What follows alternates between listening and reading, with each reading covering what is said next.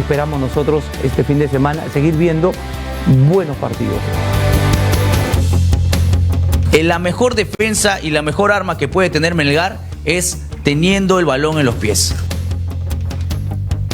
Fuego Televisión, enciende tu...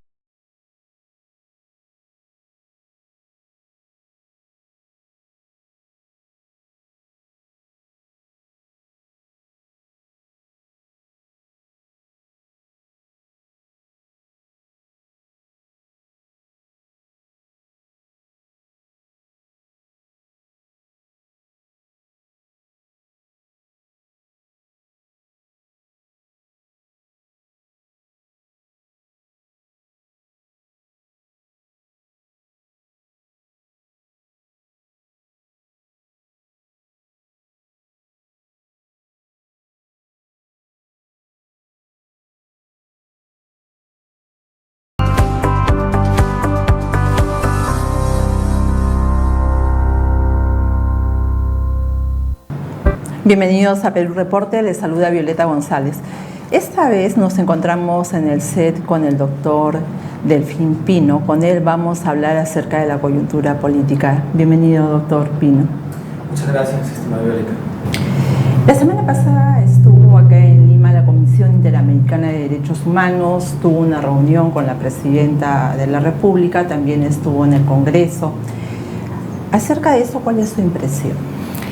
Bueno, la Comisión Interamericana es uno de los dos órganos del Sistema Interamericano de Justicia que acompaña en esa estructura a la Corte Interamericana. Y lo que hace la Comisión es una función de promoción de los derechos humanos. Y entre esas acciones de promoción tiene la de elaborar informes, o también se le llama función de relatoría. Entonces, ellos han venido, escuchamos en la conferencia de prensa que tuvieron la semana pasada, han visitado 5 ciudades del Perú, han hecho 60 entrevistas con distintos representantes del Estado, con representantes de los sectores sociales, y han anunciado que en 30 días desde ese momento iban a emitir su informe. Se supone que luego de esta última reunión que han tenido, que emitan el informe,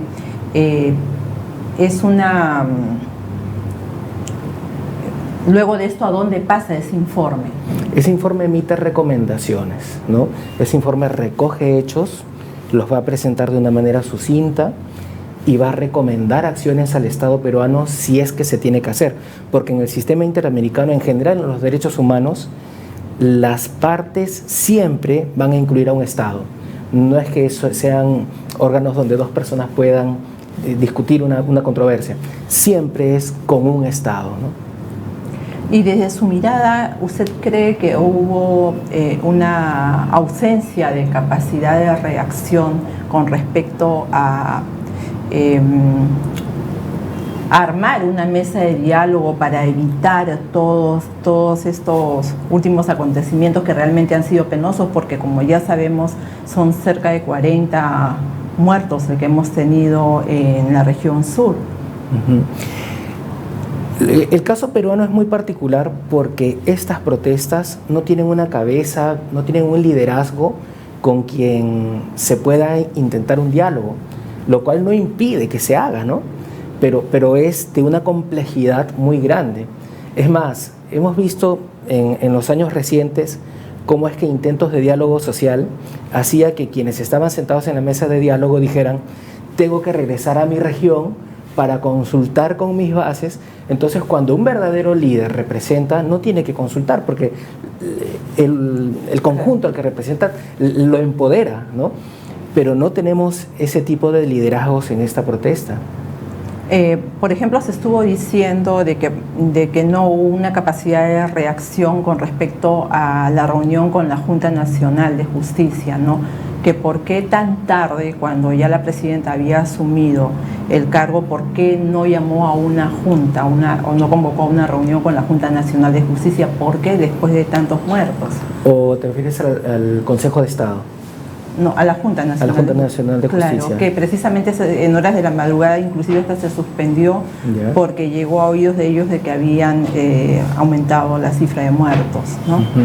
Entonces, en ese caso, ¿por qué demorar tanto una reunión que debió haberse dado en su momento? O sea, ¿qué sucedió ahí? ¿Qué faltó ahí? ¿Una ausencia de capacidad de reacción o...? Bueno, ¿qué me puede decir usted al respecto? Lo dijo el presidente del Consejo de Ministros ayer, ¿no? Él explicaba cómo es que se produce la juramentación, el asumir el mando, y ellos tenían que conformar un gabinete en muy poco tiempo. En realidad se tomaron 4 días, si no me equivoco, ¿no? Y luego de esos 4 días en los que, digamos, en la práctica no había gobierno porque no habían ministros, luego de esos 4 días ellos continúan en silencio unos 3 días más, ¿no? Y con un presidente del Consejo de Ministros inicial, Angulo, con enormes debilidades, ¿no? Enormes flaquezas que el señor pasó los 3-4 primeros días de su gestión teniendo reuniones menores cuando el país empezaba a registrar estas muertes. Claro, porque la presidenta asume, ¿no?, el cargo con 2 muertos, me parece, ¿no? Ha habido una reacción tardía, ausente de reflejos y con personas que en algunos casos tienen perfiles técnicos interesantes, como el del ministro de Justicia, que ha sido presidente del Instituto Peruano de Derecho Electoral, y otros. Por ejemplo, Alfonso Adriancén es una persona que viene de una larga experiencia en el Congreso y también en el Ejecutivo. O sea, personas con trayectoria y capacidades técnicas hay. Lo que no han tenido son personas capaces de comunicar, salvo Otárola, que lo ha hecho y lo está haciendo de una manera confrontacional. En lugar de ser una figura que llame al diálogo, con el honor y gloria que gritó en el momento de presentarse al voto de investidura, encendió más el ánimo de quienes rechazan este acontecer del gobierno, ¿no? Claro, porque yo creo que en su momento él debió bajar al llano y hacer un mea culpa, pedir disculpas, y de alguna forma quizás se hubieran un poco apaciguado los ánimos que ya estaban caldeados en la región del sur. Lo debió hacer la presidenta, porque... Lo ha hecho, pero muy tarde, hace un par de días. Pero lo ha hecho como quien lee un guión, ¿no? O sea, porque al final dijo, no voy a renunciar. No solo eso, sino que, o sea, como me dices, se afirma en que no voy a renunciar, que casi parece que sonara a no me dejan renunciar, que es lo que dice Otárola, ¿no? Exacto. Ella no va a renunciar, dice, no puede renunciar por el caos, ¿no? Pues es un enfoque desde el gobierno de política afirmada en el miedo. Pero lo que quería concluir es que quien tuvo que tener ese gesto fue la misma presidenta. Porque si hacemos un símil, porque este ya es un gobierno de transición sin duda. Así es. Si hacemos el símil con el presidente Sagasti, con el expresidente Sagasti, él asume leyendo un poema de Vallejo y quebrándose. Con lo cual, siendo una persona que no era conocida por una mayoría de los peruanos, pero encuentra un hombre sensible, firme y que al final tuvo un gobierno empático con las personas, a pesar de ser sujeto de muchas críticas que dicen, ¿por qué conversó con tal persona que ha sido terrorista en la embajada de Japón y cosas como estas, ¿no? O sea, que lo buscan atacar en esto que está pasando, que es el terruqueo, ¿no? O sea, nos estamos polarizando, y a mí me da mucha pena que desde este gobierno esa polarización se suma más, se alimenta más. Sí, porque bueno, lo que se comenta es que la presidenta tiene el apoyo de la oposición que estaba en algún momento en contra del gobierno de Pedro Castillo. Exactamente, se han traslapado, o sea, el mundo se ha puesto al revés. ¿En qué quiero decir, no? Cuando gana Castillo, no nos queda duda, por lo que hemos visto gobernar, que Castillo no fue elegido por sus cualidades personales sobresalientes. Ese voto era un voto por cambiar a lo que rechazamos los peruanos pueblo, ¿no? De ese tiempo, el establishment político, ¿no? Así es. Entonces, ese aspecto yo creo que es esencial de este momento. Es que y tampoco somos una sociedad muy compleja, porque no es lo mismo lo que va a percibir alguien desde Lima que lo que percibe alguien en Juliaca, alguien en Ayacucho, alguien en Arequipa. Pero, perdón, Delfín, ¿eso no crees que es resultado de que por muchos años y gobierno tras gobierno, pues ellos se han sentido siempre relegados, ¿no? Ahí quería ir. Es desde mi percepción, para quienes protestan, es un reclamo de representación. Ellos no es que digan Castillo fue un buen gobernante o Castillo no fue corrupto, no dicen eso. Ellos reclaman, es como el eco de lo que hizo el llamado fraudismo, decirle su voto no importa, ese voto y ese fraudismo no ha terminado, ¿no? Porque ahora quieren adelantar el fin del mandato de los titulares de los organismos electorales, ¿no? Entonces, ese decirles tu voto no importa es negarles el carácter de ciudadanos y negar la democracia. Entonces, estas personas yo no creo que defiendan una reposición de Castillo, defienden sus demandas de cambio que están expresadas en 3, 4 pedidos principales, ¿no? Y a estas alturas, ¿crees que todavía hay la posibilidad de buscar los conductos para el diálogo o ya se ha quebrado totalmente y eso va a ser imposible? Es que el problema es que no hay con quién dialogar. A lo que decías hace un momento, ¿no? Porque no es un liderazgo. Las marchas en Lima que Lima acaba de despertar. Así es. No podríamos decir que hay un líder de esa protesta. Lo mismo pasa en las regiones del sur. Que las cabezas son varias. O tal vez no hay cabeza.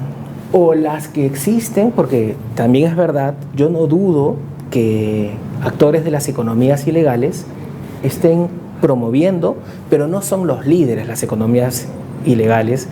Y también es un relato tragicómico que desde el sector político que apoya al gobierno dicen es Evo Morales, salen con cada cuento que ellos mismos no se creen, ¿no? Y es muy gracioso verlos decir, pero ella es electa porque fue electa en la plancha con Castillo, dicen, ¿no? Es decir, de haber negado esa elección los casi 2 años que tenemos desde aquella elección, ahora dicen no, esa elección es legítima y respeten el resultado de esa elección que es la vicepresidenta, ¿no? O sea, hay un discurso de fantasía y bastante cambiante, de ¿no? falta de coherencia de parte de acuerdo a la situación. de quienes apoyan al gobierno, ¿no? Pero mientras tanto, pues, por ejemplo, si nos vamos al Cusco, y el Cusco tú sabes que vive del turismo, ha habido una fuga total de turistas, inclusive el día de ayer veía a muchos dueños de hoteles que decían que ya tenían todo ocupado y que con esto pues se han ido totalmente todos, o sea, en este momento Cusco, que vive del turismo y todo eso, pues ha quedado en cero y así muchas regiones. Al fin y al cabo todo eso también de alguna manera perjudica a la economía, ¿no? ¿Qué hacer? ¿Cómo solucionar eso? Lo que pasa, el Perú está polarizado y eso significa que los actores y los discursos son de extremos. Y tal vez la solución tendría que salirse de esa mirada de extremos. Por ejemplo, si la presidencia de la República decía, perdónenme, no he querido ninguna de esas muertes, pero su gabinete tenía que cambiar, a pesar de tan poquitos días de estar en ejercicio de funciones, pero en lugar de cambiar, quien estaba en defensa asume el primerato y entra como primer acto para el voto de investidura con el grito de honor y gloria, que por supuesto un país jamás podría tener paz enfrentando a los ciudadanos con sus fuerzas armadas y policiales, de ningún modo, ¿no? Así es. Pero esa actitud confrontacional nos está llevando a eso.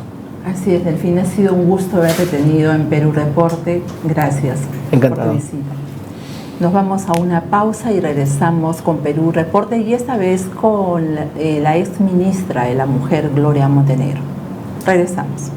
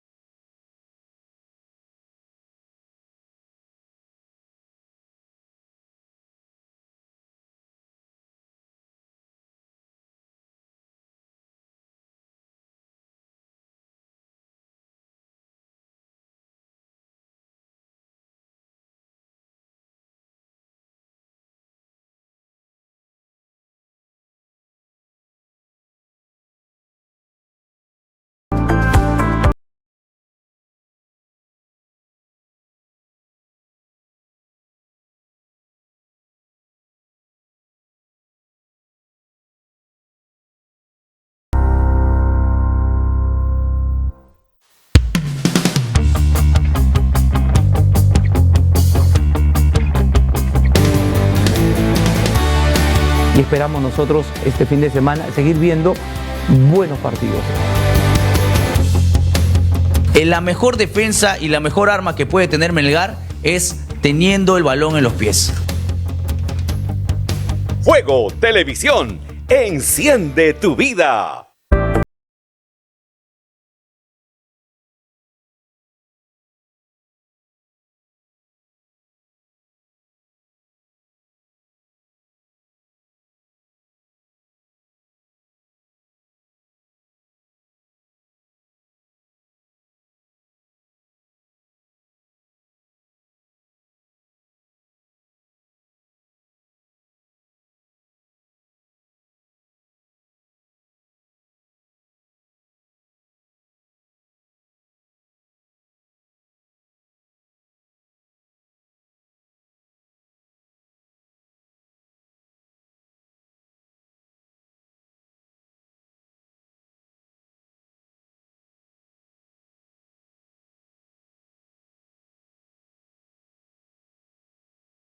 Estamos con Perú Reporte y esta vez nos encontramos conectados con la ex ministra de la Mujer y Poblaciones Vulnerables, Gloria Montenegro. Bienvenida a Perú Reporte. Gracias, Violeta. Gracias por la invitación, gracias por la oportunidad. Un gusto estar en Perú Reporte. Hace una hora usted publicó en su Twitter: ante esta crisis, ¿por qué no están en sesión permanente, Comisión de Constitución? ¿Ya agendaron el adelanto de la segunda legislatura para el 1 de febrero? Cuéntenos al respecto. Sí, Violeta, es algo sumamente importante porque ante esta crisis, y si tú lees las diferentes encuestas que se han publicado este fin de semana, te vas a dar cuenta la gran urgencia del adelanto de elecciones para hacer una transición lo más antes posible. Y en ese contexto, el Congreso sabía que tenía que acelerar todo. Es más, si hubiesen sido conscientes de la realidad, ellos podían haber terminado la primera legislatura en diciembre, no en enero ni en febrero, y comenzar en enero con la segunda legislatura y en ese contexto hacer la segunda votación para el adelanto de elecciones. Sin embargo, la ponen a fines de febrero para hacer la legislatura en marzo. Entonces, acortan los plazos para que el siguiente periodo electoral en este gobierno de transición sea algo más ordenado y por lo menos con las reformas más urgentes. Entonces, ¿qué sentimos los peruanos? ¿Qué sentimos los ciudadanos de a pie? Que este Congreso, que es totalmente desaprobado, o sea, de 10 peruanos, 9 lo desaprueban. Este Congreso quiere retrasar las cosas y seguir cuidando sus privilegios, seguir cuidando su curul. Y el otro tema es que en la sesión permanente se tienen que ver caso por caso, urgencias por urgencias, llamar a votación. Pero ¿qué tenemos en sus agendas? Proyectos declarativos, proyectos que pueden ser vistos perfectamente por la siguiente legislatura. Violeta, ¿y de qué es lo que están hablando? Todos los días hablan de reelección, de bicameralidad, que son temas sumamente importantes, pero no para verlo justamente por un Congreso totalmente deslegitimado. Por eso yo creo... Sí, en ese sentido, ¿usted cree que se deben adelantar las elecciones? Yo creo que la presión del pueblo indica, pide, clama, porque las elecciones sean este año, no el próximo.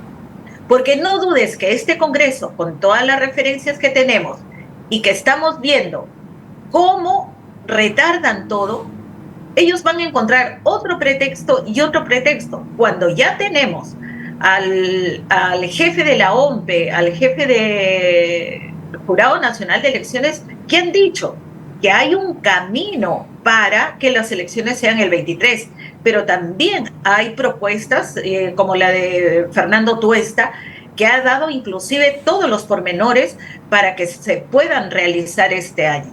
Sin embargo, vemos todavía mucha soberbia en congresistas, sobre todo en la Comisión de Constitución, que durante años viene siendo manejada y saboteada por el fujimorismo, porque hubo un momento en que los peruanos estábamos de acuerdo con la bicameralidad, pero fue el fujimorismo que le metió una serie de ingredientes para favorecerse ellos y solo ellos, y obviamente la población dijo basta, no bicameralidad, porque esta gente no está preparada, esta gente sigue en busca de sus intereses, sigue en busca de, lamentablemente, seguir dividiendo al país, ¿no? Entonces, realmente la extrema derecha le hace muchísimo daño al país. Y por otro lado, ¿qué piensa usted acerca de lo que declaró el alcalde de Lima, López Aliaga, sobre el Museo de la Memoria? Se ve, yo le preguntaría a Rafael López Aliaga, ¿cuántas veces ha visitado el Museo de la Memoria? En segundo lugar, le preguntaría si ha leído algo, por lo menos las recomendaciones de toda esta etapa de crisis que vivió el país y por qué los peruanos tenemos que superar y unirnos y conocer nuestra historia. Porque si no la conocemos estamos condenados a repetirla.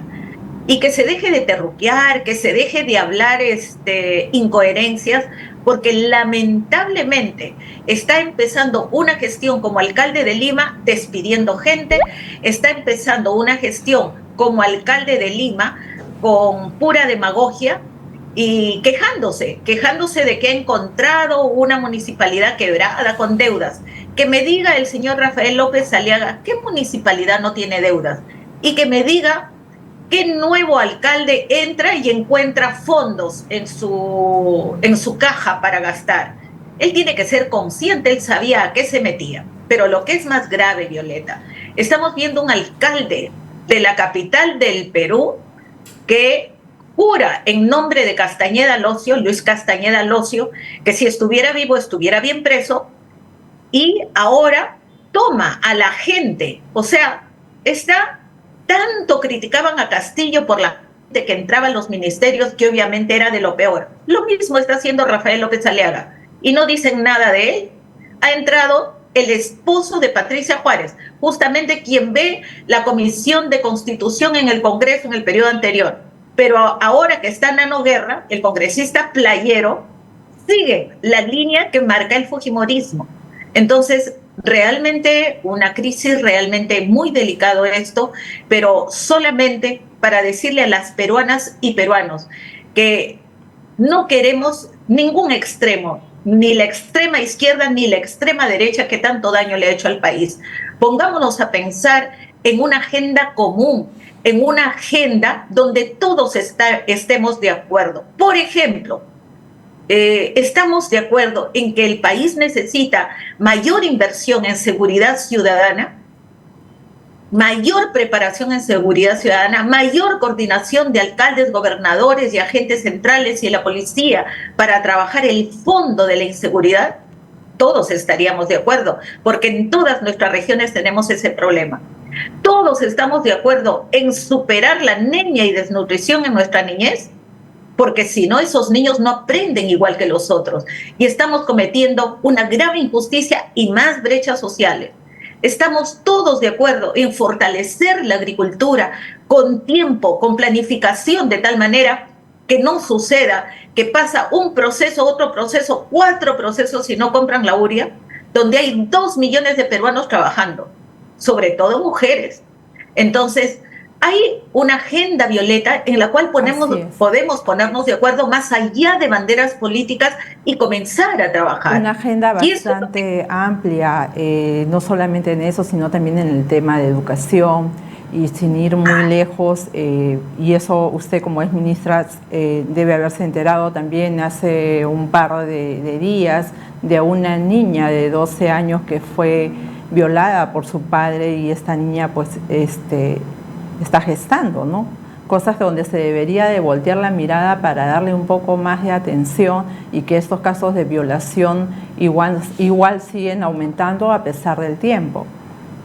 Y es la extrema derecha la que no quiere esa educación con enfoque de género, donde les enseñamos a las niñas a cuidarse, a prevenir riesgos, a saber que en igualdad de condiciones tienen todos los derechos igual que los niños de crecer y desarrollarse.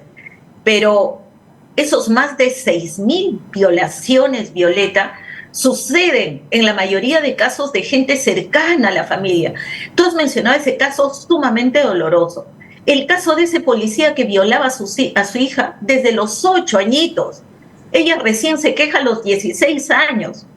Piden prisión preventiva. ¿Y sabes qué? 3 jueces machistas, misógenos, corruptos lo dejan libre. Yo le pregunto a la fiscal de la Nación, yo le pregunto al sistema de justicia, ¿esos jueces ya están presos? ¿O sigue la corrupción? Sigue la corrupción, sigue la corrupción sumamente grave, Violeta. En medicina legal, el Instituto de Medicina Legal es un nido de corruptelas, de negociaciones, porque lo que más se requiere para un juicio de esta naturaleza es el informe del médico legal. Y estos informes parece que lo dictaran los agresores. No hay protocolos claros de quién te toca, quién supervisa, quién ve. Ahora una víctima puede ir con una persona acompañada, pero el reporte lo hacen solo ellos. No le permite, por ejemplo, que las áreas de psicología del Ministerio de la Mujer emitan un informe y que tenga validez ante la justicia. Puede hacerlo también en salud, puede hacerlo al MINSA, pero no se lo permite. ¿Sabes por qué? Porque ahí tienen ellos un tejido institucional de corrupción.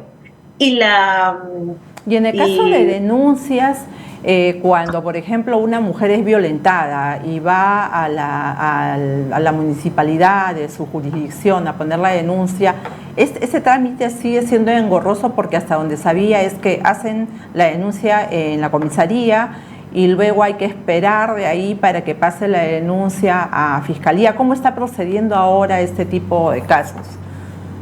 Mira, nuestra propuesta cuando he sido ministra de la Mujer, en primer lugar, cambiamos la ficha de evaluación de riesgo. O sea, cuando llega la víctima, el policía, si es machista, si es misógino, llena esa ficha con la subjetividad que tiene, con las ideas que tiene. Así es que mandamos a hacer una ficha con especialistas que nos pagó la Cooperación Técnica Internacional, porque yo no he pagado ninguna consultoría, y en ese contexto, mira, por lo menos se mejoró la objetividad para en el momento de comenzar este proceso haya más justicia.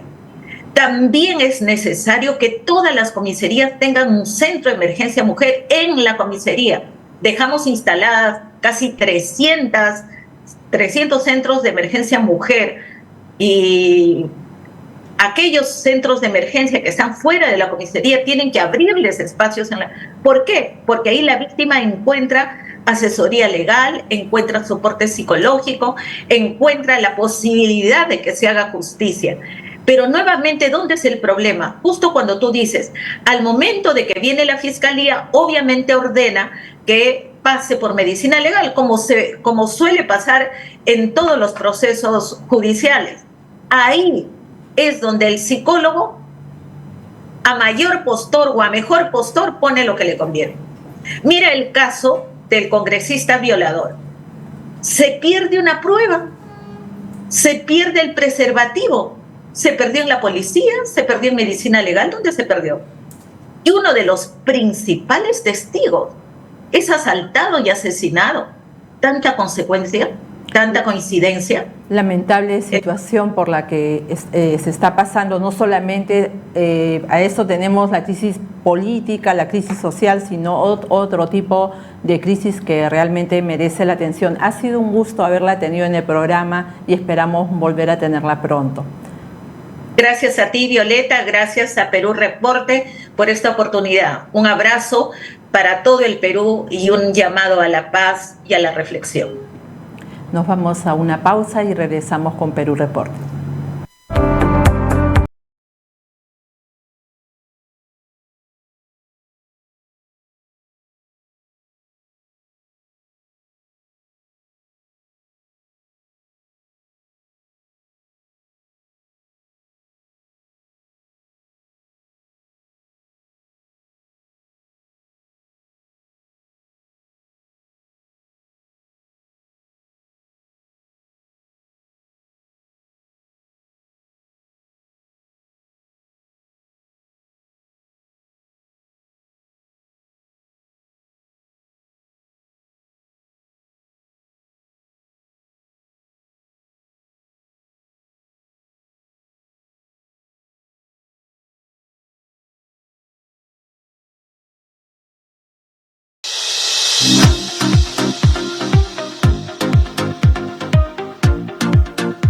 Vuelve el programa de los alcaldes y vecinos, Pulso Municipal, todos los domingos a las 5 de la tarde y como siempre por Fuego TV, enciende tu vida.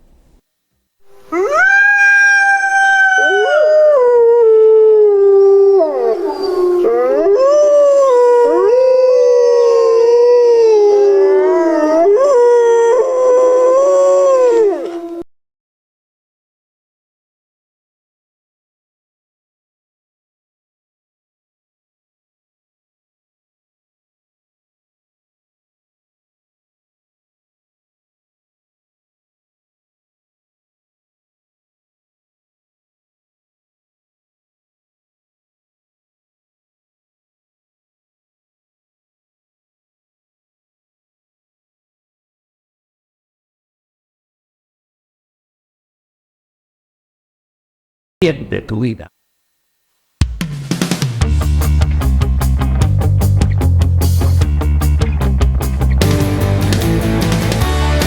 Y esperamos nosotros este fin de semana seguir viendo buenos partidos.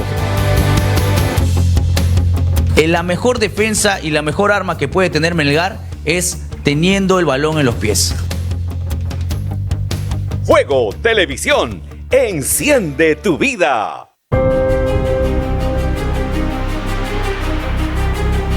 Hola, soy Ernesto Jara del Águila y con mi programa Ernesto te espero todos los sábados de 2 a 3 de la tarde, aquí en Fuego TV, con el resumen más completo de lo acontecido durante la semana.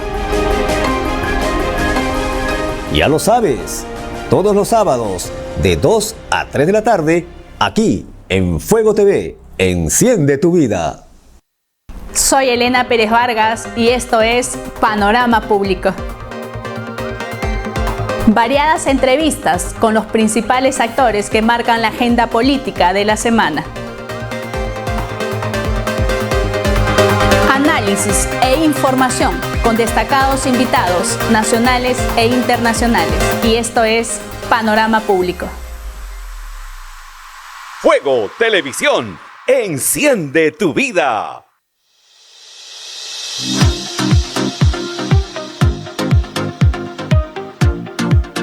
Vuelve el programa de los alcaldes y vecinos, Pulso Municipal, todos los domingos a las 5 de la tarde y como siempre por Fuego TV, enciende tu vida.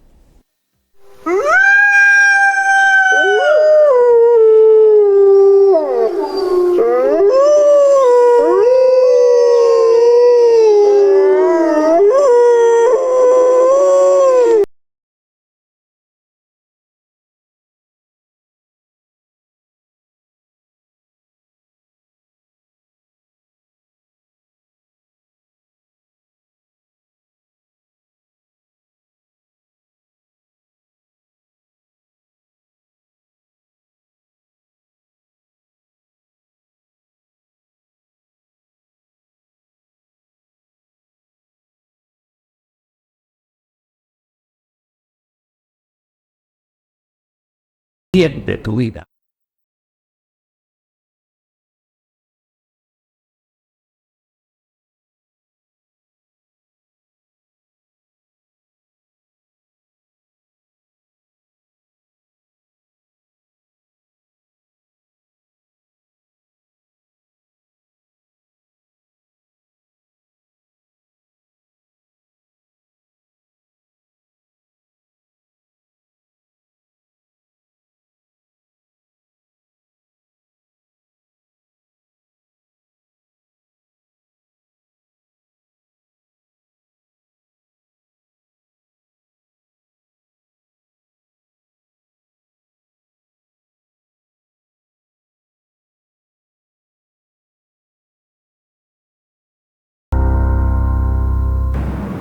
Volvemos con Perú Reporte y esta vez nos vamos hasta México con el gran actor peruano Fernando Larrañaga Travesí.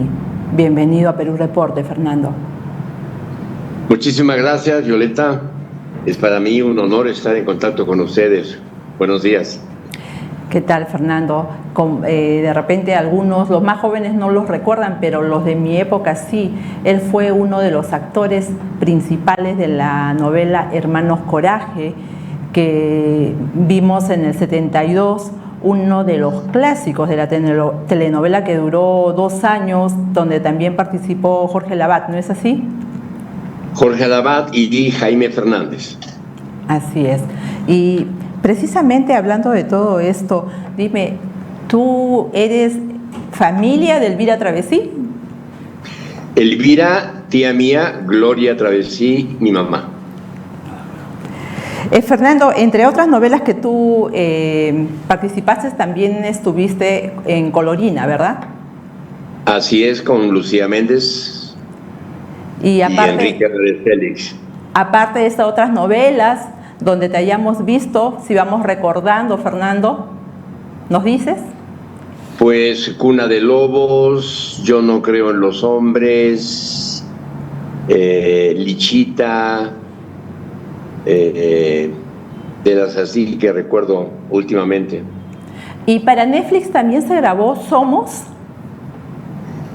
Para Netflix hicimos la serie Somos. Luego, para otras series que hemos hecho, es una que no se ha estrenado todavía, que se llama Colapso. Cuéntanos sobre Somos, ¿de qué se trata, Fernando? Somos es una serie muy interesante porque se trata de una masacre que ocurrió en un pueblo pequeño de Coahuila. Coahuila queda al norte de México, casi pegadito a la frontera con Estados Unidos, en el estado de Coahuila, en el pueblito de Allende. Ese pueblito lamentablemente fue invadido, como está sucediendo ahora lamentablemente. ¿Esa es una zona fronteriza de México? Disculpa.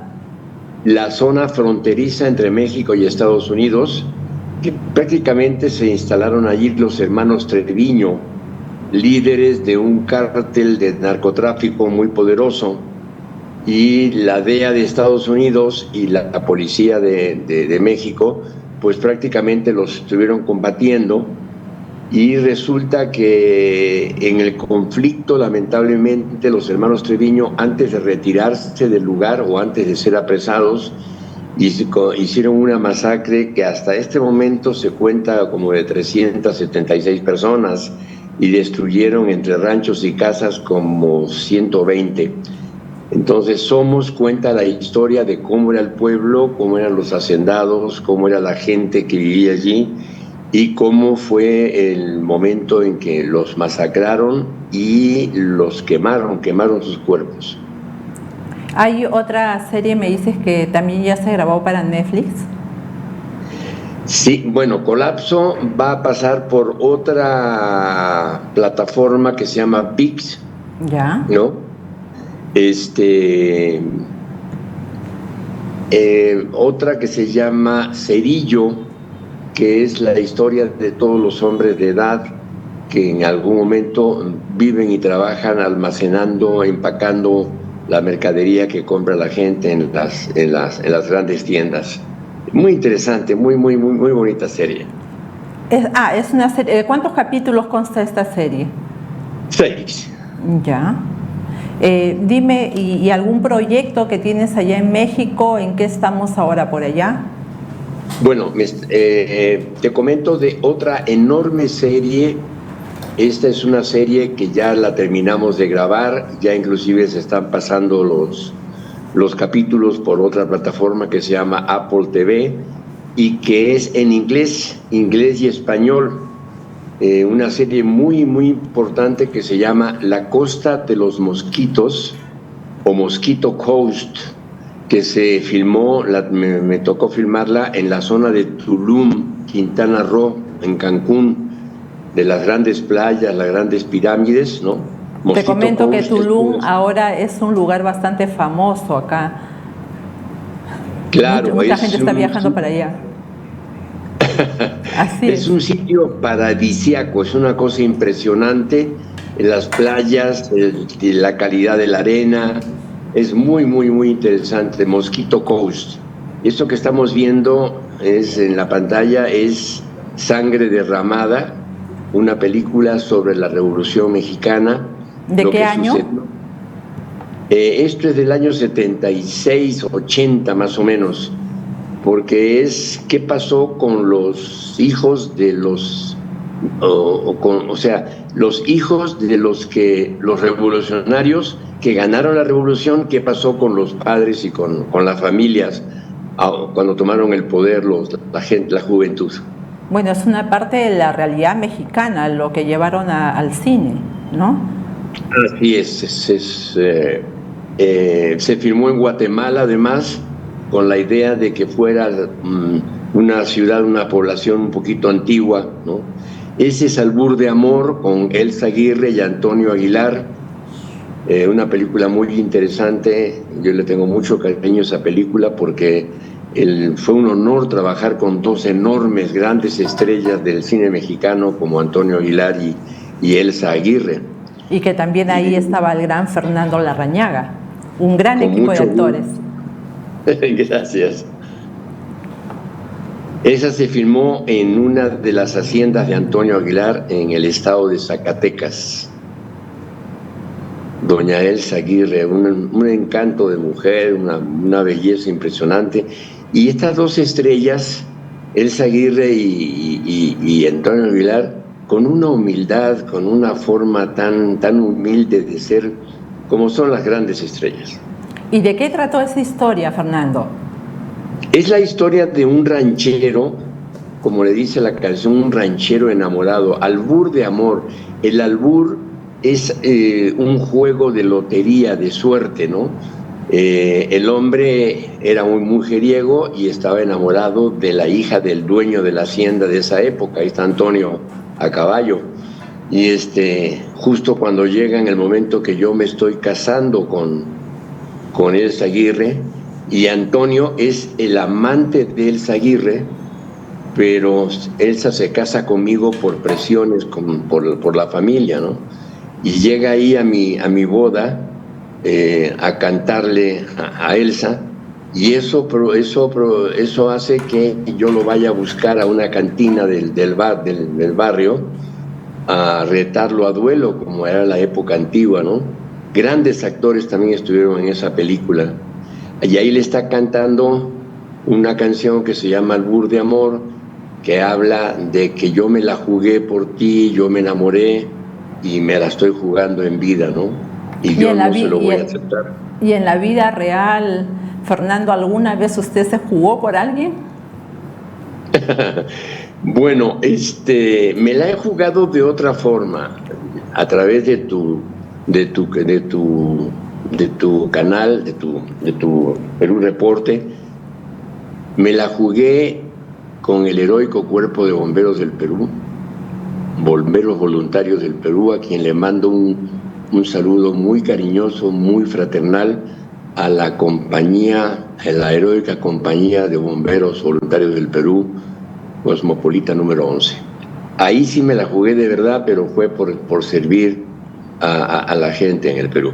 Ese es el momento en que yo me enfrento a él ¿no? Y les digo, no se lo voy a perdonar, y entonces quedamos en que nos vamos a batir a duelo a las 6:30 de la mañana a pistola. Fernando, tengo entendido que también están con un montaje de una obra teatral por allá. Así es. Ya quedó terminada La Palabra Sola. La Palabra Sola son dos obras. La Palabra Sola es una obra, es un monólogo donde yo hago 23 personajes y está basado, ahí está el momento en que nos vamos a batir a duelo y nos disparamos y me toca morir a mí. La Palabra Sola es el Evangelio de San Marcos en teatro, es algo maravilloso que inclusive yo lo presenté en Lima y lo presenté en Trujillo y en Chiclayo. Y ahora, en este momento, acabamos de estrenar una obra de teatro que se llama Helen Keller, La Increíble Historia, donde yo soy productor y director y tengo la oportunidad de trabajar con grandes actrices que resultan ser parte de mi familia. Adriana Larrañaga, mi hija, y Patti Larrañaga y Jimena Larrañaga, mis nietas. ¿Tú diriges esta obra, Fernando? Yo dirijo esta obra, la producimos todos en la familia, ¿no? La obra es mía, yo hice adaptación. Es una adaptación del libro, ¿verdad? libro, de hechos reales, de historias, buscando, haciendo una investigación lo más acuciosa posible. Se me ocurrió que en vez de mostrar otra vez toda la historia de Helen Keller con la familia y con todo lo demás, podíamos hacer una cosa muy especial de ellas dos, las dos, Anne Sullivan y Helen Keller, cuando cuando se encuentran en una cabaña para estar solas y que Helen no tenga otra forma más que tratar con Anne Sullivan, inclusive hasta para comer, para vestirse, para bañarse. Entonces, ese encuentro entre ellas dos en esa cabaña, con la cual consiguió hacerle entender a base del lenguaje de señas, ¿no? Esta, por ejemplo, es la L, yo la escribo con esta mano, pero con esta la leo, L, ¿no? El lenguaje de señas trapense, consiguió hacerle entender que cada cosa tiene su olor y cada cosa tiene su color. Y así fue como Helen Keller pudo salir de esa oscuridad, de esa soledad, siendo ciega, sorda y muda desde los 19 años, de los 19 meses, por una enfermedad. ¿Y esa es la primera temporada que tienen con esta obra? Es la primera temporada, y acabamos de terminar lo que se llama la pretemporada de estreno, ¿no? Viernes, sábado y domingo, y ahora ya vamos a estar todos los domingos a las 6 de la tarde en el Teatro Rodolfo Usigli de la zona sur de la ciudad. ¿Tienes proyectado venir en este año a Lima, Fernando? ¿Hay algún plan? Yo pienso que puede ser muy interesante que llevemos Helen Keller a Lima, Perú, así como llevé hace un par de años La Palabra Sola. Hice una buena temporada en el auditorio de Miraflores, estuvimos en la Universidad Ricardo Palma, en varios sitios. Me faltó nomás llegar a Arequipa, pero no se podía porque estaban haciendo unos arreglos en el teatro. Si Dios quiere, si Dios nos lo permite y nos invitan para Lima, Perú, o para una gira por todo Perú, yo voy a hacer todo lo posible por ir. Pero es cuestión de que nos inviten, que nos coordinen la forma de ir. Con Helen Keller, la increíble historia. Es una historia humana, entretenida, te ríes, terminas llorando, donde el público, o sea, de repente es una obra de teatro que tiene vida propia y que el público, en cuanto termina la función, se pone de pie y el aplauso es de 3, 4 minutos. Sería un placer. Me interesaría mucho. Sería un placer ver esta gran obra y tenerte acá en Lima, Fernando, y entrevistarte personalmente. ¿Tienes las cámaras para dirigirte a tu público seguidor? Ok, pues les mando un abrazo con mucho cariño. Extraño mucho Lima, Perú, nuestra comida, nuestras playas, la Costa Verde, Miraflores. Y pensamos que muy pronto podemos estar con ustedes con Helen Keller, la increíble historia. Violeta, te agradezco muchísimo, le doy muchas gracias, le doy las gracias a Perú Reporte y todo mi amor, todo mi cariño a Lima, todo mi amor, todo mi cariño a Perú. Muchas gracias, Fernando, un abrazo a la distancia. Estuvo con nosotros el gran destacado actor peruano Fernando Larrañaga. Esto es todo por hoy. Regresamos mañana con Perú Reporte. Nos vemos.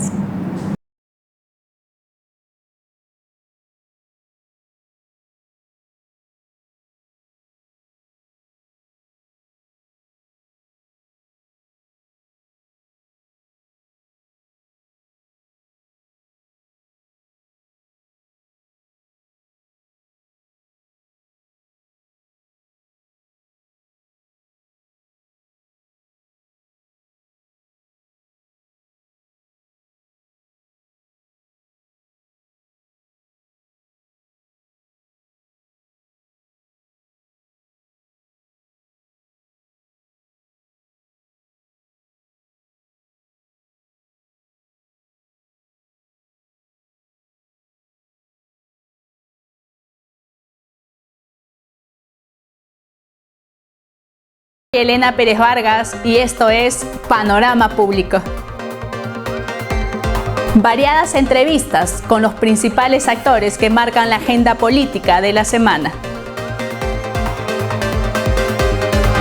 Análisis e información con destacados invitados nacionales e internacionales. Y esto es Panorama Público. Fuego Televisión, enciende tu vida.